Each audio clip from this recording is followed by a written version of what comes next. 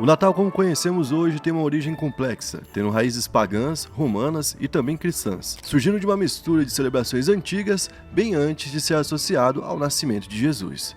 Então, no vídeo de hoje, iremos contar como surgiu o Natal. Salve, salve, coelhinhos e coelhinhas, mais uma vez aqui no Espalhável. A gente ainda não tem um nome pro coelho, continua... Se morrer, vai ser enterrado sem placa, sem nada. É enterrado em pé, inclusive, pra não ocupar espaço. Indigente, né? Indigente, nosso coelhinho por enquanto. Porque vocês não deram nome. Então, se vocês não ligam pro coelho a ponto de não ter nome, vai continuar assim. Vai ser o coelho indigente, então, a partir de agora, tá bom? O nome dele. E vocês vão ser os indigentinhos e indigentinhas, tá bom? Já que vocês querem assim. Então, comenta qual que é o nome da desgraça do coelho que a gente tá querendo batizar ele. Hoje a gente vai falar sobre um outro personagem tão especial quanto o nosso coelho indigente, que é o Papai Noel, né? E o Natal, que é uma celebração que é importante porque gera feriado e depois tem um outro feriado em sequência, então basicamente ele mata uma semana do Brasil e tá tudo bem, tá? Então todo mundo adora esse feriado. E foi colocado ali que é o nascimento de Cristo. Então, tipo, todo mundo tá feliz. A tua tia tá feliz porque ela gosta de datas religiosas e você tá feliz porque tem feriado e todo mundo tá feliz, basicamente. Então, a gente vai explicar como surgiu o Natal, porque basicamente é uma celebração de contribuições. Não tem um cara que inventou e que criou e dali pra frente foi do jeito que a gente conhece. Várias civilizações tiveram que passar por esse processo até chegar no que é hoje. E a gente vai começar falando sobre a origem e as primeiras celebrações que se parecem com o que é o Natal hoje. Tudo começa nas culturas europeias pagãs, ou seja, que não eram cristãs, né? Que comemoravam o solstício de inverno, que marca o início do inverno e acontece dia 21 de junho no hemisfério sul e dia 21 de dezembro no hemisfério norte. Inclusive, no norte tinha um outro significado, porque eles também comemoravam um retorno gradual da luz após os dias mais escuros do ano. Então a gente já tinha essa comemoração que acontecia no lado norte do planeta, né? No dia 21 de dezembro e no resto do ano. Os romanos também tinham uma comemoração que começava em dezembro e durava até o final do mês, que era a Saturnália, que era basicamente um festival em homenagem a Saturno, que era o deus da agricultura. Durante esse evento, as classes sociais, que eram diferentes e eram totalmente isoladas, se misturavam e ali tinha uma troca de presentes e decorações que eram construídas em conjunto, ou seja, parecido com o que rola hoje, né? Essa troca de presente de um pro outro. Também tem uma outra tradição que não é aqui do Brasil, né? Que é a tradição de queimar ali a lareira. Aqui no Brasil a gente não tem lareira, porque dezembro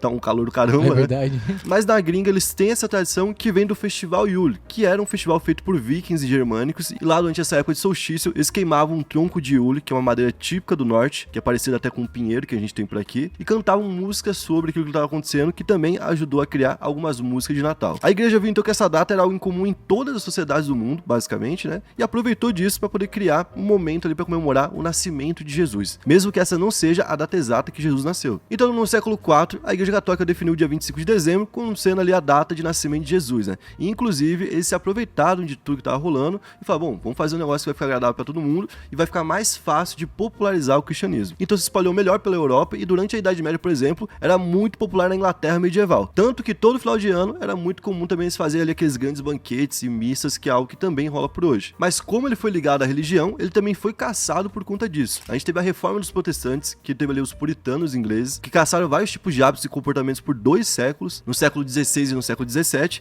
e eles também queriam acabar com o Natal, tanto que eles conseguiram proibir o Natal. Durante um bom tempo, 2 séculos, o Natal foi proibido por lá. E nessa época tinha uma galera que protestava contra isso. E como que protestava? Fazia o Natal. Então fazia um banquete no final do ano e coisas do tipo. E teve gente que chegou a ser punida por isso durante um tempo. Olha que doideira, né? Porque o Natal era proibido. Mas muita gente resistiu e o Natal também resistiu. E na Renascença ainda, no século XVI, o Natal voltou a ser aceito e com novas tradições. Como, por exemplo, o presépio, que foi popularizado por São Francisco de Assis, né? Que é um símbolo justamente do nascimento de Cristo, que antes não fazia parte. E eles também adotaram de uma forma geral, tanto na Inglaterra quanto na Europa, aquela tradição de troca de presentes que já existia em Roma no Festival de Saturnália. E outras tradições foram adotadas de alguns locais específicos, como por exemplo enfeites na árvore, que vieram da Alemanha, e algumas músicas que pessoas criaram, né? Que aí é mais fácil de tu falar, ó, tal pessoa criou isso aqui que a gente conhece muito. Por exemplo, em 1818 na Áustria, o padre Joseph Mohr pediu para que o amigo dele, Franz Gruber, criasse uma melodia para um poema que ele tinha escrito. E então assim nasceu a música Noite Feliz, que foi traduzida para 330 idiomas, que todo mundo conhece. A música de Jingle Bell também tem um autor, né? Foi escrita por James Lord Pierpont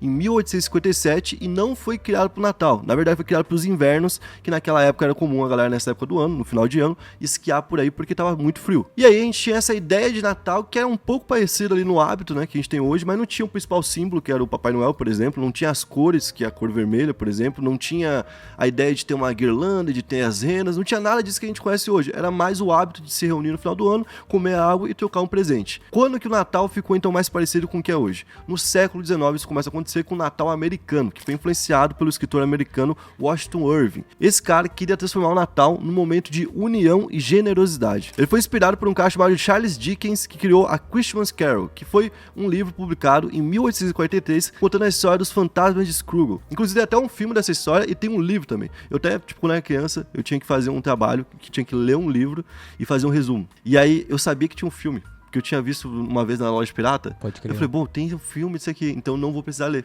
Aí eu peguei e escolhi esse filme. Esse livro, no caso, né?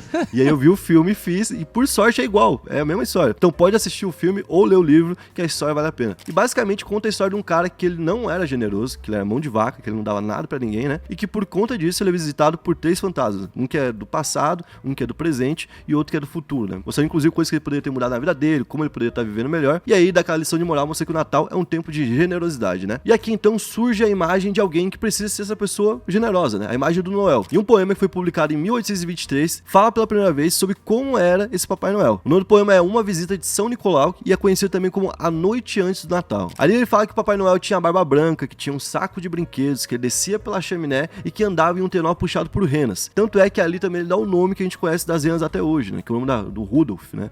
Que lá ele. É o que tem o nariz vermelho, não é? O que tem o nariz vermelho. É, ele tem rinites. Aí tem rinite. Rinite. Verdade. Tem o Rudolf, eu não sei o nome dos outros. Acho que é Rudolf, Jacob. Acho que é corredora, se eu não me engano. Tem a corredora. Tem a corredora. Cintilante. Isso, acho que tem o trovão, não tem? Tem o raio. Manhoso, esse usa não, né? O espio. Cara, mistura tudo. Não, o nome da rena me pegou, não sei. Eu só conheço o Rudolf. O Rudolf é o brabo, que tem o nariz vermelho. Mas nessa época ainda, apesar do nariz vermelho do Rudolf, o Papai Noel era verde. Então não tinha cor vermelha. Quando que o Natal ficou vermelho? Em 1931, a Coca, que tinha já adotado essa ideia de Natal americano, de Natal de família, de final do ano, de prosperidade, família reunida, tal, quis pegar isso pra deixar o produto mais clássico, né? Pô, a gente é o produto que você tá tomando durante aquele momento de Natal, sabe? Tipo, e aí pra eternizar isso, criou um Papai Noel com as cores da marca, que é o vermelho e branco, e na época ela contratou um artista chamado Randall Sandblom para poder pintar o Papai Noel nos anúncios que ela ia vincular. E esse Papai Noel era baseado então no São Nicolau. E aí você pode se perguntar, quem que é São Nicolau? São Nicolau de Mira viveu de 270 a 343 e foi um bispo cristão primitivo, que viveu durante o tempo do Império Romano. Por causa da sua imensa generosidade, ele era um cara que ajudava muita gente, né? E os milagres que apontaram que ele teria feito, né? Ele foi canonizado pela Igreja Católica e por isso ele é considerado um santo. E ele ficou conhecido como Nicolau ou Milagreiro. Uma curiosidade é que ele é considerado uma pessoa santa em diferentes locais do mundo, como por exemplo sendo padroeiro da Grécia, da Noruega, da Rússia, da cidade de Beit Jalá, na Palestina, e da cidade de Amsterdã, na Holanda, em diferentes culturas mesmo, né? E ele também é venerado por diferentes igrejas, como a ortodoxa, a anglicana, a luterana e a Igreja Católica. Bom, vale lembrar que ele era uma pessoa super protetora com crianças e tinha o hábito de presenteá-las secretamente. Então tem tudo a ver com a imagem que a gente tem hoje do Papai Noel e do Natal, né? Bom, esse foi o vídeo de hoje explicando como surgiu o Natal. Se curtiu, deixa o like, se inscreve e comenta qual que tem que ser o nome aqui do nosso coelhinho, beleza?